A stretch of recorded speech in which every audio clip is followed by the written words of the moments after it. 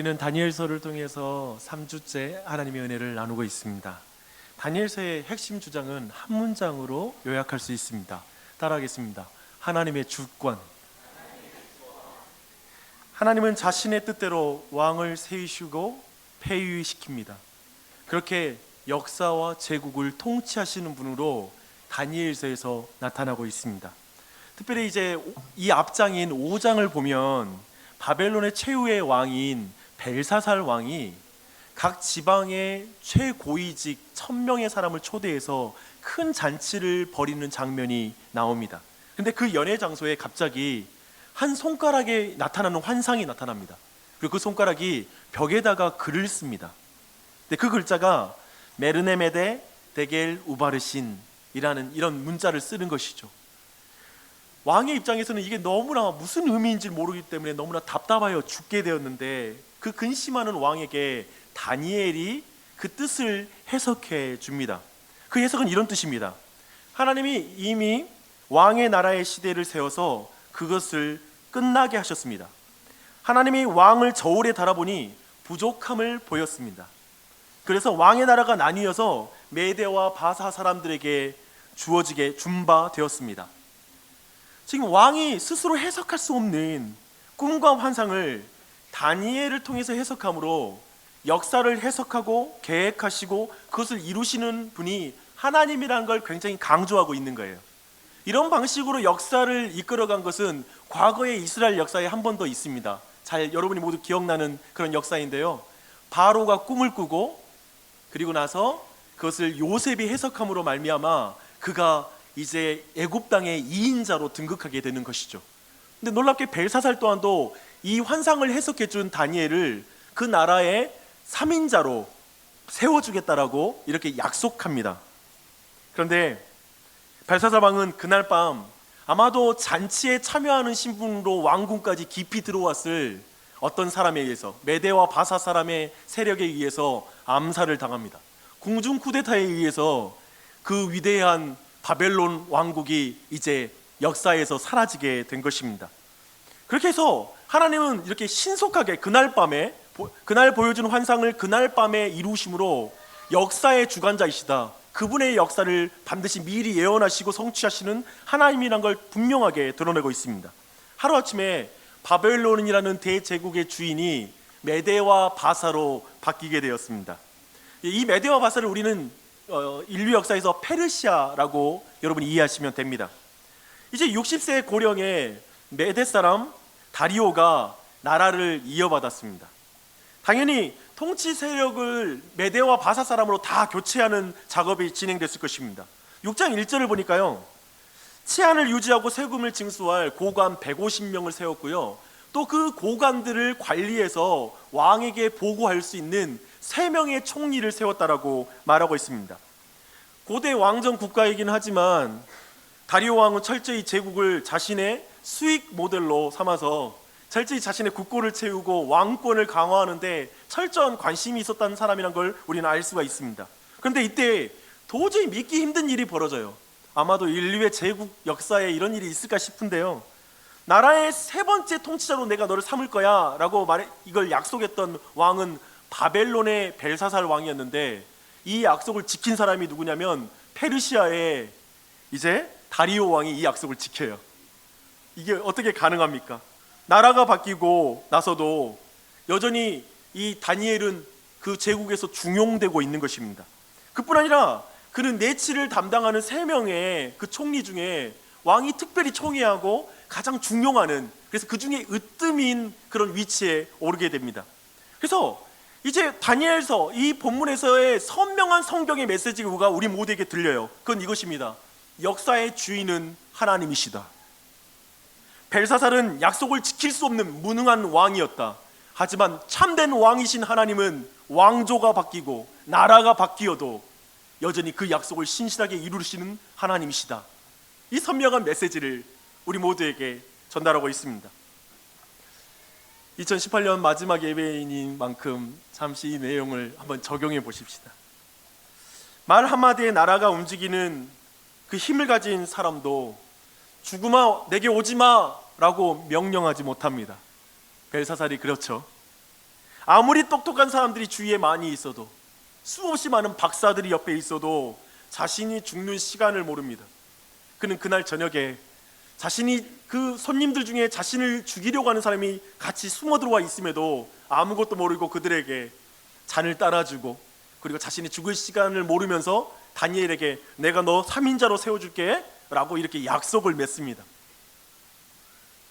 아마도 우리는 이 안에서 도대체 벨사살이 그렇게 무지하고 무력한 인생을 분명하게 보여주는 왕이라는 사실을 깨닫게 됩니다. 참 인간이 그래요. 우리도 오늘 한 해는 돌아보면 그럴 거예요. 우리 안에 지키지 못한 약속들을 참 많이 했을 것입니다. 또한 계획들을 많이 세웠을 거예요. 하나님과 사람 앞에서 한 약속들을 지키지 못해 부끄러운 마음으로 2018년도 마지막 주일 예배를 드리고 있을 수 있습니다. 좌절된 계획을 가지고 후회하는 사람이 이 자리에 있을 것이고요. 또한 사실 우리 모두가 그렇습니다. 그렇지 않습니까? 저는 오늘 말씀을 의지해서 여러분 모두를 위로하고 싶어요. 주 안에 사랑하는 여러분, 휴지 조각이 된 계획표와 공수표가 된 약속들을 붙든 그 손을 펴십시오. 1년을 돌아보면 저는 그래요. 바라봄보다 돌아봄이 힘든 법이에요. 새해 계획하는 것은 전혀 힘들지 않아요. 열심히 쓸 수 있어요. 하지만 다시 돌아보는 것은 어려워요. 근데 돌아봄이 없이는 바라보지를 못하는 거예요. 그래서 어쩌면 무거운 마음으로 내년을 기다리고 있을 수 있습니다. 그런데 이 한 해를 돌아볼 때 내가 이루지 못한 계획, 내가 하고 싶었던, 내가 약속했던 약속을 지키지 못해 수치심과 실패감, 좌절감으로 여전히 그걸 붙들고 내년을 기다리지 못한 사람이 있다면 그걸 놓으십시오. 대신 선하신 뜻을 신실하게 이루시는 하나님의 손을 붙잡으십시오. 환경이 바뀌고 시간이 바뀌고 조건이 바뀌어도 여전히 우리에게 약속한 말씀을 이루시는 분은 하나님이십니다. 믿으십니까? 여러분, 그분을 신뢰하고 그분의 손을 붙잡는 예배가 되기를 바랍니다. 다시 하던 이야기로 이어가겠습니다. 최고 권력자인 다리오에 의해서 다니엘이 총애를 받자 이제 그를 견제하는 세력들이 움직이기 시작합니다. 생각해 보십시오. 다니엘만 밀어내면 제국의 모든 어마어마한 재화를 자기들의 손에 넣을 수 있어요. 그런 거 있잖아요. 너무 정직한 최고 관료가 있으니까 그 아래 사람들이 얼마나 힘들겠어요. 무엇보다 다니엘과 비교되는 다른 두 명의 총리가 얼마나 다니엘을 시기했을지 우리는 충분히 짐작이 갑니다. 그래서 다니엘의 정적들은 아마도 검찰과 국정원과 같은 자신들의 비밀 조직을 움직여서 다니엘의 뒷조사에 들어갑니다. 이때 다니엘의 나이가 대략 82세쯤 되었을 것으로 보입니다. 그가 한 15세쯤에 바벨론에 들어간 것으로 보이는데요, 그가 공직에 오른 지 70년 가까이가 된 거예요. 엄청난 시간이죠. 그리고 그 기간 동안에 그는 항상 최고 권력의 지근거리에서 항상 있었어요. 그렇다면 그를 고발할 수 있는 한두 가지의 비리를 찾는 것은 쉬울 것이라고, 어쩌면 충분히 찾을 수 있을 거라고 대적들은 생각했을 것입니다. 그런 거 있지 않습니까? 방문을 꼭 닫아놓고 아무도 그 방에 안 들어가도 시간 지나면 그 방에 먼지가 쌓여요. 물건에 먼지가 쌓이는 법이에요. 최고 권력자로 여러 가지 활동을 했는데 이 사람 털면 먼지 안 나오겠어요? 이런 마음으로 그를 뒤집니다. 그런데 그 대적자들은 이제 다니엘에게서 어떠한 고발거리도 찾지 못했다라고 말하고 있습니다. 성경은 다니엘의 됨됨이를 이렇게 표현해요. 그가 충성되어 아무 그릇됨도 없고 아무 허물도 없음이었더라. 저같이 허술한 사람은, 그런 서술한 사람 입장에서는 솔직하게 다니엘은 좀 재수없는 캐릭터입니다. 그렇잖아요. 너무 정직해. 그래서 다니엘 상황에 나를 대입해서 적용하긴 글렀어, 이런 마음이 듭니다. 다니엘은 분명히 가족들까지도 철저하게 관리한 것으로 보여요. 그렇지 않아요? 최소한 본인에게 못 털면 가족들 통해서 실각시키는 게 그때에도 통했을 방법이거든요. 철저하게 관리했어요. 나이가 들면 느슨해질 법도 한데, 총명이 흐려질 법도 한데 철저하게 자기를 관리하고 계속해서 긴장을 놓치지 않고 다른 사람에게 비난받을 짓을 하지 않는 그 삶을 살아갑니다. 참으로 아름다운 신자의 모습이 아닐 수 없습니다. 그렇다고 이제 털어도 먼지가 안 나오니까 달아날 정적들이 아니에요. 그만둘 정적들이 아니에요. 다니엘이 너무 충성되고 그릇됨이 없으니까 도리어 화가 나요. 이 사람들은 그런 거 있잖아요. 너무 잘나서 화가 나는 거. 어디 보자. 그래서 그들은 이제 다니엘을 그냥 좌천시키는 정도, 그 위치에서 실각시키는 정도가 아니라 아예 다니엘을 죽여버려야 되겠다는 생각을 그 마음에 품기 시작해요. 그래서 그들은 마지막 카드를 듭니다. 과거에 사실 이런 일이 있었거든요.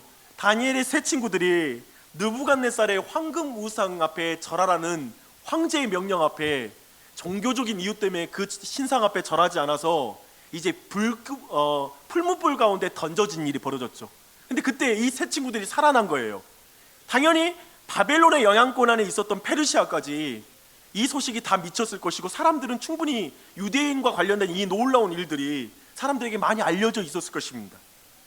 아마도 이 대적들은 그 사건 앞에서 하나님을 경외하는 교훈을 얻었어야 됨에도 불구하고 이들은 도리어 거기에서 다니엘을 죽일 수 있는 힌트를 찾은 것으로 보여요. 그건 뭐냐면 신앙으로 묶어서 다니엘을 죽여버리자라는 그런 계략을 쓰기 시작합니다.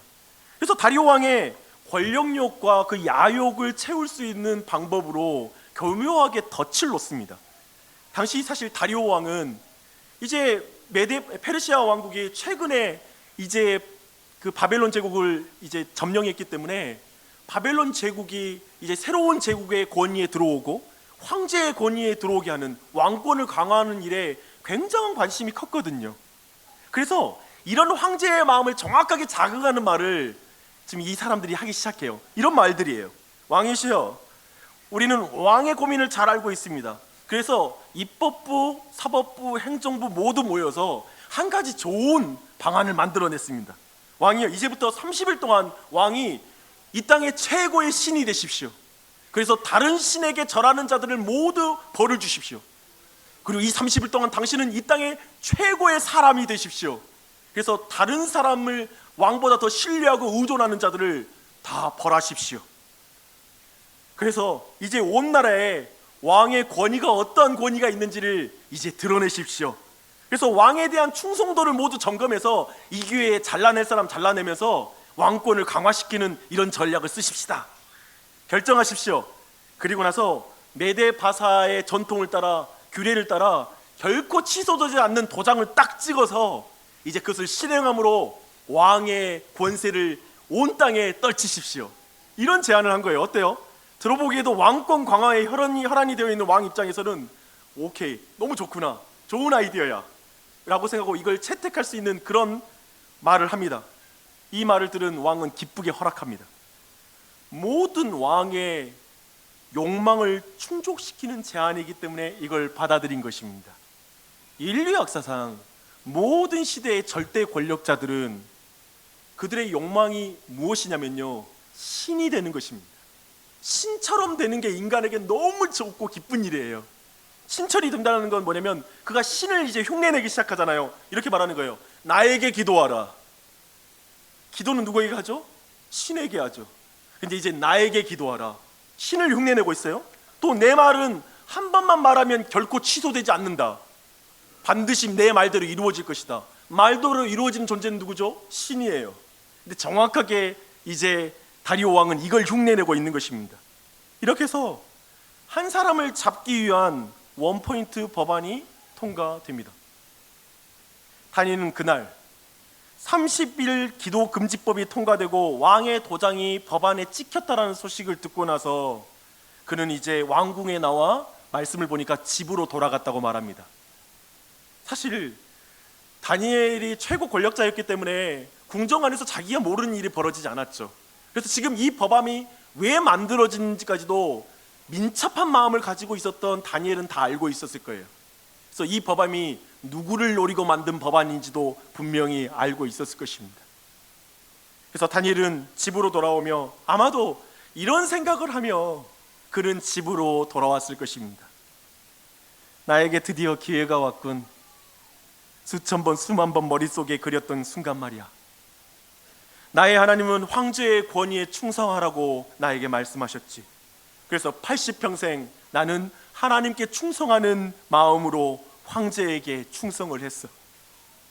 하나님께 충성했기에 나는 내 개인의 영달과 유익을 위해서 공무를 집행하지 않고 항상 공익과 다른 사람을 사랑하는 것, 다른 사람의 유익을 위해서 내 공무를 담당했지. 그건 하나님께 충성됐기 때문에 그렇게 한 거야.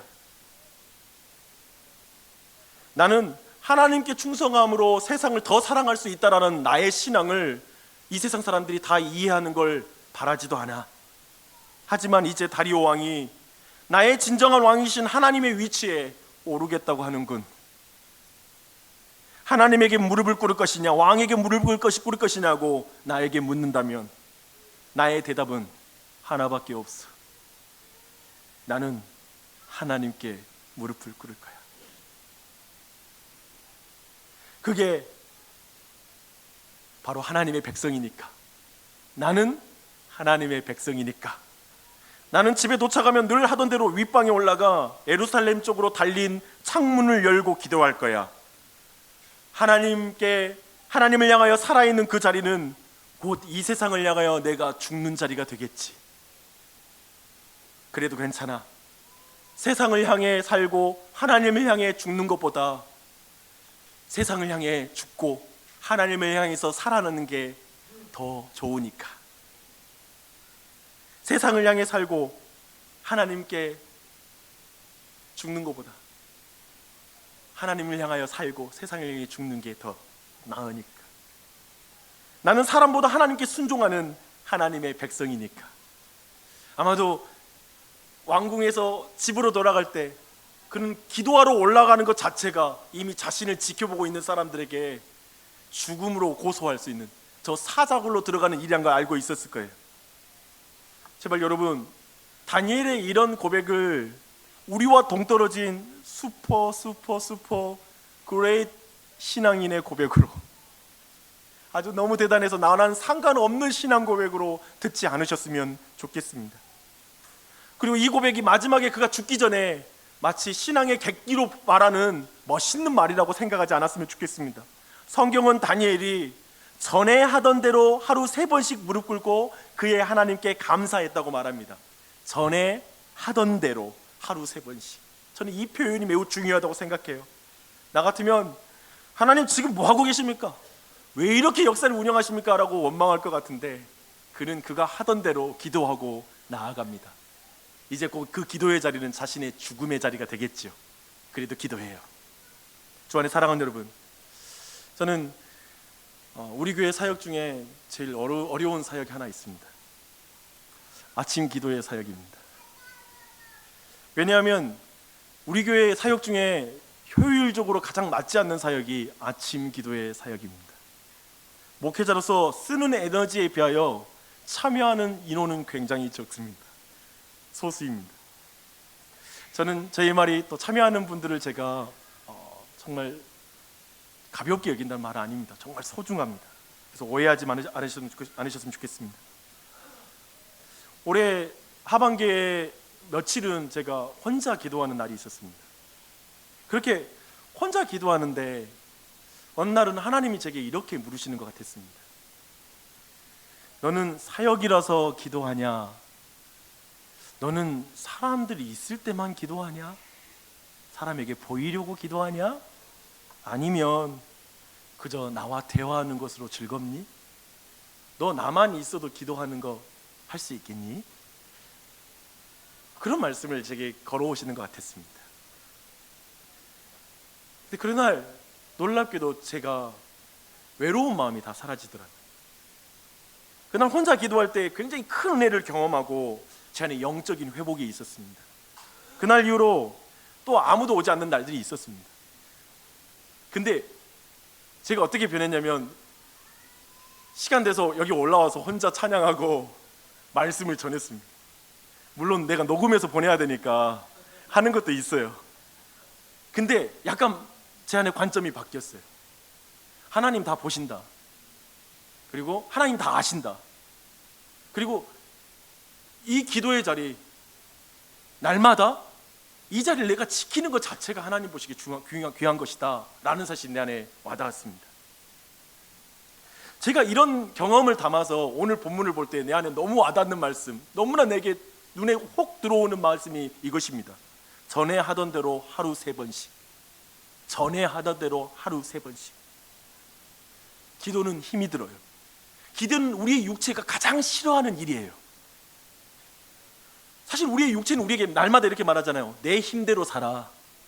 그 말 듣다 보면 진짜 내 꾀와 힘대로 살면 인생 대강 사라질 것 같지 않으세요? 그래서 우리 기도 안 하잖아요. 기도 안 해도 아무튼 내가 이렇게 하면 될 것 같으니까 기도 안 하죠. 근데 그런 면에서 정말 경건의 기도 습관을 갖는 건 너무나 어려운 것 같습니다. 그래서 저처럼 연약한 사람에게는 아침 기도회가 필요한 것 같아요. 저한테는 참 좋아요. 2019년도에 저는 온 교회가 에게 제안하고 싶습니다. 그리고 간곡하게 부탁드립니다.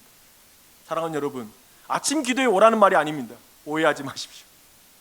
여러분, 그러나 여러분 각자 기도의 습관을 가지십시오. 정해진 기도를 하지 않으면 일상의 기도를 하지 못합니다. 오늘날 이 말이 기도를 다 망쳤어요. 노동이 기도다. 우아한 말이죠. 그저 사는 게 기도 아니에요. 호흡이 기도다. 기억하십시오. 정해진 기도를 하지 않으면 일상의 기도를 못하는 게 인간이에요. 다니엘도 정해진 기도를 드리는 거예요. 그는 마지막에 한번 객기로 죽겠다고 다짐하는 게 아니라 매일 죽었기 때문에 마지막에도 순교할 수 있어요. 매일 기도하니까 위급한 일이 닥쳤을 때 기도할 수 있는 거예요. 매일 하나님 편에 서니까 마지막 때에도 하나님 편에 서는 거예요. 사실 우리는 순교하면 어떻게 하지만 늘 말하잖아요. 겁내면 순교 안 해. 지금부터 주님을 따르는 거예요. 어쩌면 하루 3번씩 다니엘은 그 자리를 지켰던 것입니다. 세상 사람들은 어쩌면 다니엘을 천재라고 말했을 거예요. 어쩌면 처세술의 황제? 어떻게 왕조가 바뀌어도 그 자리에 차지해? 얼마나 탁월하면? 이라고 말한다면 다니엘은 이렇게 대답했을 거예요. 아니요, 하나님께 구하니 하나님께서 지혜를 주셨어요. 하나님이 능력을 주셨어요. 다니엘은 자신의 정체성을 기도와 묶었을 것이고 자신의 모든 세상에서의 섬김과 다른 사람을 위한 삶을 철저히 하나님께로부터 능력을 공급받아서 그렇게 살았다라고 고백하는 자였을 것입니다. 이제 그가 기도하면 사자구리 기도 응답이 돼요. 상상이 되세요? 기도에서 실용적이어서 기도하는 사람이 있는 반면에 사실 기독교의 기도는 그걸 뒤집는 거예요. 많은 사람 말해요. 기독교인들 기도 보면 똑같아. 자기들 유익을 얻기 위해서 이익이 되니까 기도하지 안 그러면 기도 안 해 라고 말해요. 근데 그런 면에서 모든 기도를 뒤집어요. 다니엘은 그가 기도하면 사자구리 응답이에요. 죽음이 기다려요. 그래서 다니엘은 그 당대와 모든 시대의 신자들에게 세상을 향해 기도가 무엇인지를 이렇게 말합니다. 기도란 말입니다. 이 세상에 돈이라는 왕에게, 직위라는 왕에게, 칭찬이라는 왕에게 이렇게 말하는 정치적인 행위입니다. 정치적인 행위입니다. 나에게는 너보다 더 높은 분이 계셔. 나에게는 너보다 더 소중한 분이 계셔. 이걸 선포하는 정치적 행위가 기도입니다. 이런 고백을 하며 다니엘이 기도하는 장면을 회심의 미소를 띠면서 보고 있는 대적들이 있었습니다. 그들은 왕에게 가서 왕이 내린 조서를 다시 한번 쭉 왕의 입으로 말하게 해요. 그리고 나서 왕이 명령한 그 명령을 다니엘이 어겼다라고 고발합니다. 방금 전에 웃음기가 가득했던 왕의 얼굴이 순식간에 잿빛으로 바뀝니다. 왜냐하면 왕은 다니엘을 굉장히 총애했거든요. 그가 그날 해가 질 때까지 다니엘을 살리기 위해서 근심하고 염려하게 됩니다. 죽음의 덫에 걸린 다니엘을 건질 방법을 계속 생각해요. 그러나 이제 어둠은 점점 짙어옵니다. 밤이 다가와요. 놀라워요. 성경은 그날의 그 어두운 조명까지도 전체를 사용해서 분위기를 다 말해주고 있어요. 조명이 어두워지고 있어요. 그리고 이제 사리가 가득한 대적들이 우르르 왕에게 몰려와서 매우 교활한 말로 왕의 결단을 촉구합니다. 메대와 바사의 전통을 잘 아시는 왕이시여, 왕의 말은 반드시 그대로 돼야 합니다. 취소되지 않는 절대 권위의 말임을 빨리 다니엘을 사자굴에 넣음으로 빨리 드러내십시오. 왕이여, 당신의 권세를 드러내 주십시오. 왕을 높이는 듯 하지만 왕을 협박하면서 당신이 이걸 안 하면 당신의 권위는 떨어질 것이다라고 협박하는 것이죠. 이제 왕의 명령으로 사자굴에 다니엘은 떨어집니다. 그때 왕이 다니엘에게 말해요. 너무 중요한 말이에요. 근데 그것을 성경의 의미를 해석해서 말하면 이런 말을 하는 거예요. 나의 사랑하는 신아 다니엘아, 내가 신을 흉내내다가 너를 죽음의 자리에 넣었구나. 왕의 말은 취소할 수 없다는 규칙으로 신을 흉내내다가 결국 내 수족을 내가 자르고 있구나. 다니엘, 나는 사랑하는 너를 이 사자 굴 속에서 건질 힘이 없는 무력한 왕이다. 그래서 나의 무력한 신이 아닌 너의 신에게 너를 구원해달라고 기도하겠다. 놀랍지 않아요?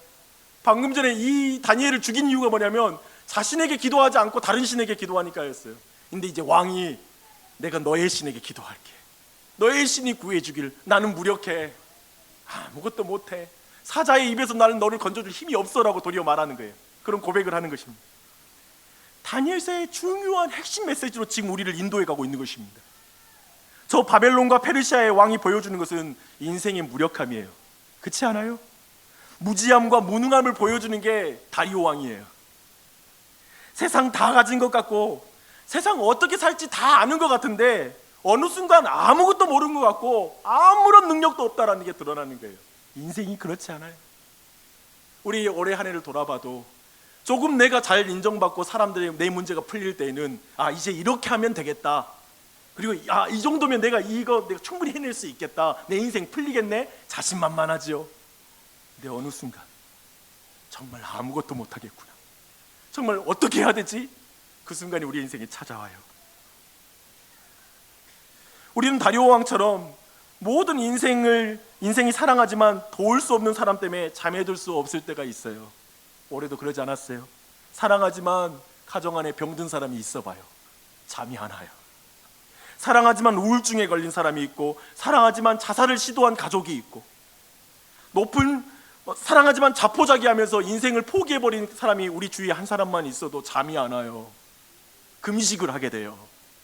음식 맛이 사라져버려요. 그게 인생이에요. 강한 척하지 마요. 그런데도요, 사랑하는데 도울 수가 없어요. 우리 그런 거 경험했잖아요. 사랑하는데 애를 위해서 다시 아파할 수가 없어요. 내가 그냥 얘가 아픈 거예요. 돈으로도 안 되고 높은 직책에 올라도 도저히 내가 할 방법이 없는 거예요. 안 되는 인생이, 그런 인생이 닥치는 거예요. 인생 가운데 우리 모두 저 다리오처럼 이 한 해 동안 잠 못 드는 밤이 있었을 것입니다. 수고하셨어요. 고생하셨어요. 다 무거운 인생 살고 있어요. 그러면서 그냥 입으로 이렇게 중얼거릴 때가 있었겠죠. 성경에 하나님이 계시면 좀 도와주십시오. 성경에 하나님이 계시면 좀 도와주십시오. 다리오 왕이 했던 것처럼 그런 기도를 하게 돼요. 왕은 다음 날 새벽에 급히 사자굴로 막 뛰어갑니다. 상상해 보십시오. 왕이 막 달려가는 거예요. 뛰어갈 때 이미 왕은 슬픔에 압도당했어요. 성경을 보니까 슬픔에 압도당했어요. 죽을 것을 예상도 했죠. 근데 한편으로는 다니엘의 하나님이 혹시 다니엘을 살리지 않았을까라는 신락 같은 그 희망을 가지고 막 달려가요. 그리고 어서 그 무덤이죠. 사실은 그 무덤을 막고 있는 돌을 굴려 빨리 떼내, 인봉을. 그리고 그걸 얼성 불러내죠. 그리고 외칩니다. 다리오 왕의 이 말이 전 다니엘서가 제일 하고 싶어하는 말이라고 믿어요. 뭐라고 말하냐면, 살아계시는 하나님의 종 다니엘아, 살아계시는 하나님의 종 다니엘아, 내가 항상 섬기는 내 하나님이 사자들에게서 능히 너를 구원했느냐? 내가 항상 섬기는 하나님이 능히 너를 구원했느냐? 살아계신 하나님의 종 다니엘, 내가 항상 섬기는 내 하나님. 저는 이 말이 지금 다니엘서가 너무 우리에게 외치고 싶어하는 말이에요. 다니엘서와 사자굴의 표적을 통해 하나님이 교회와 세상에게 알리고 싶어하는 진리가 이 진리예요. 교회는 살아계신 하나님의 종입니다. 당신은 살아계신 하나님의 종입니다. 교회는 항상 섬기는 하나님이 보호하는 사람들입니다. 여러분이 항상 하나님을 섬길 때 하나님은 항상 여러분을 보호하십니다. 이걸 말하고 싶은 거지. 왕의 질문에 이제 다니엘이 한 말을 풀어보면 이렇게 말하는 거예요. 왕이시여, 굿모닝. 저보다 이 굿모닝 중요해요. 굿모닝. 저의 생명 걱정하지 마십시오. 저는 왕의 건강과 생명이 걱정이 됩니다. 뭐라고 하냐면 만수무강하십시오 그래요. 이런 표현이에요. 제 걱정하지 마시고요. 저 왕 건강 괜찮으세요? 생명 괜찮으세요? 지금 상황이 너무 역전이에요. 왕이시여, 지난밤 잘 주무셨어요? 밤새 못 잤거든요. 저는 여기에서 사자들하고 단잠을 잤어요. 하나님이 특별한 분을 보내주셔서 사자들의 입을 막아주셨거든요. 그래서 지난밤 이 노인네의 흰머리 앞에 저 젊은 사자들의 날선 저 갈기가 다 꼬리를 내리고 아주 온순해 있었답니다. 왕이시여, 이제 믿으시겠습니까? 저는 왕에게 잘못한 일이 없습니다 라고 이렇게 말해요. 이제 왕은 철저하게 고백해요. 저 위대한 그 페르시아의 왕이 자신보다 높은 하나님이 있는 걸 느껴요. 위대하신 왕, 그리고 자신보다 더 우월한 왕이 있다는 걸 인정해요. 그 증거로 왕은 이제 온 백성에게 조서를 다시 내려요. 그래서 고치지 않는 규례였던 말씀을 고쳐버려요. 뭐냐면, 맞아, 내가 한 말 따위는 그저 인생의 말이고 고쳐질 수 있는 말이야. 오직 하나님의 말씀만이 영원히 고쳐지지 않아 라는 걸 인정하는 거예요. 그 행위를 드려요. 이것이 다니엘을 통해 하나님이 우리에게 보여주고 싶어하는 그것입니다. 오늘 우리는 함께 말씀을 쭉 살펴봤어요. 이 세상의 최고 권력자의 무력함을 봤습니다. 신을 흉내내는 왕의 무력함을 봤어요. 자신에게 기도하라고 말하고 자신의 선포한 말씀은 변치 않고 이루어질 거라고 말하는 그 자신만만했던 다리오 왕이 얼마나 아주 그 빈약하고 그리고 가난한 사람인지 우리가 봤습니다. 결국 그는 자기가 사랑하는 사람을 도리어 죽음으로 내몰아요. 그런 사람이에요. 그렇다 하여 다니엘을 사지로 몰면서 그를 건질 방법도 없는, 대책 없는 왕이에요. 지금 그걸 그려주고 있어요. 우리가 가지기를 원하는 모든 것과 우리가 오를 수 있는 최고의 위치에 올라간 사람이에요.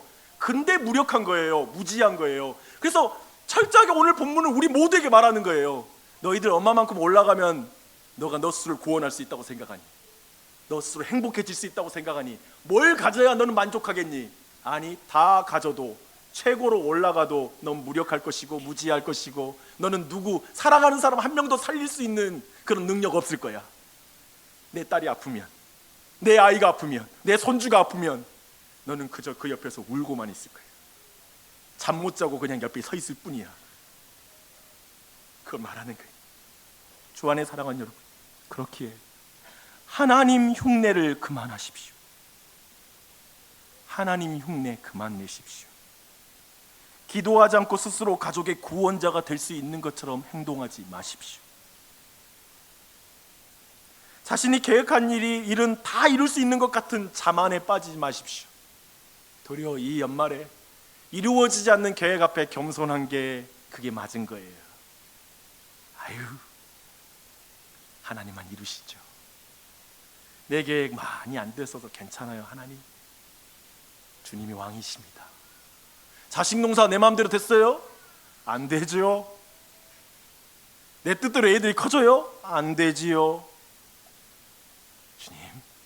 주님이 키우십니다. 주님이 주인이십니다. 인정하는 것이죠. 그것이 사랑하는 사람들을 기억하십시오. 우리가 하나님 흉내를 낼 때 우리가 사랑하는 사람들을 더 큰 위험에 빠뜨리는 거예요. 부모가 하나님이 높으신 줄 모르고 기도하지 않고 자만하고 교만할 때 아이들은 더 큰 위험에 빠져요. 이걸 잊으시면 안 돼요. 그런데 2018년을 돌아보면 우리는 주님을 의지하지 않을 때가 얼마나 많았습니까? 내 스스로 신이 되려는 것처럼 산 적이 얼마나 많이 있었습니까? 그렇죠? 그래서 아마도 되게 이 말씀 듣고 여러분 마음이 무거울 것 같아요. 근데 여러분 모두에게 놀라운 소식을 전해드릴게요. 그런 우리를 위해, 신이 되려고 하는 인간을 위해 인간이 되신 하나님이 계십니다. 예수 그리스도이십니다. 참된 왕으로 오신 예수님은 하나님의 모든 말씀을 지키셨습니다. 사람이셨으나 죄가 없으셨습니다. 그러나 의로우신 주님은 다니엘처럼 모함을 당하고 그리고 거짓으로 소송당하여서 아주 불의한 재판장에서 판결을 받으셨습니다. 그 제몫은 신성모독이었어요. 다니엘하고 똑같아요. 다니엘도 신성모독이었거든요. 예수님은 십자가에 달려 죽으셨습니다. 그리고 그의 시체는 무덤에 던져지고 그 무덤 문은 원수에 의해서 닫혔습니다. 그때에도 다니엘을 가둔 문에 대적들이 행한 것처럼 완전히 그 문을 임봉을 하고 거기다 도장을 찍었습니다. 아무도 들어갈 수 없다, 아무도 나올 수 없다라는 걸 확인하는 것입니다. 대적들은 다니엘을 사자의 입에 둔 것처럼 예수님을 완전히 죽음에 가뒀다라고 생각했습니다. 그리고 웃었겠지요. 우리가 이겼어. 그러나 우리 구주 예수 그리스도는 죽음 가운데 계시지 아니하시고 부활하셨습니다. 예수님은 죽음의 권세를 깨뜨리셨습니다. 예수님은 죽음의 입을 묶어버리셨습니다. 이렇게 보면 다니엘 6장은 궁극적으로 신이 되고 싶어하는 사람들에게 사람이 된 신이 그들을 죽음에서 구원하신 구원의 이야기입니다. 할렐루야. 2018년 마지막 주일 예배에 무엇보다 하나님 앞에 살고 육체를 향해서 내가 죽겠다라는 결단이 있었으면 좋겠어요. 이 세상 앞에서는 팔팔하게 살아있는데, 세상의 돈 앞에서는, 그리고 명예 앞에서는, 사람들의 인정 앞에서는 내가 막 살아있는데 하나님 앞에서는 죽어있는 것, 이것이 신자의 수치이죠. 세상 앞에 다 내가 죽어도 내가 주님 앞에 살아있고 주님 앞에 기도하는 자로 서 있는 것, 주님을 의지할 줄 아는 자로 서 있는 것, 그것이 얼마나 귀한지 몰라요. 기도의 자리를 회복하는 2019년이 되시기를 축복합니다. 여러분 모두에 그런 욕심을 가졌으면 좋겠어요. 내가 정해진 시간을 정하겠어. 그리고 내가 그 시간에 주님께 기도하겠어. 이 어지러운 세상에 기도의 삶으로, 믿음의 삶으로 여러분이 살아계신 하나님을 항상 섬기는 자임을 드러내십시오. 항상 하나님을 섬기는 하나님의 종, 지금 그 사람이 되게 해주십시오. 진정한 믿음으로 말미암는 기도의 삶, 기도를 사는 사람을 통해 세상은 분명히 이 고백을 할 것입니다. 6장 26절로 27절의 말씀입니다. 이 고백을 세상 사람이 할 거예요. 제가 읽을게요. 내 나라 관할 아래에 있는 사람들은 다 다니엘의 하나님 앞에 떨며 두려워할지니 그는 살아계시는 하나님이요 영원히 변하지 않으실 이시며 그의 나라는 멸망하지 아니할 것이요 그의 권세는 무궁할 것이며 그는 구원도 하시며 건져내기도 하시며 하늘에서든지 땅에서든지 이적과 기사를 행하시는 이로서 다니엘을 구원하여 사자의 입에서 벗어나게 하셨느니라. 아멘. 올 한 해 사자의 입에서 하나님이 우리를 건져주셨습니다. 아찔한 순간 있었잖아요. 옆을 보고 길을 통과했는데 그때 차가웠으면 어떡하지?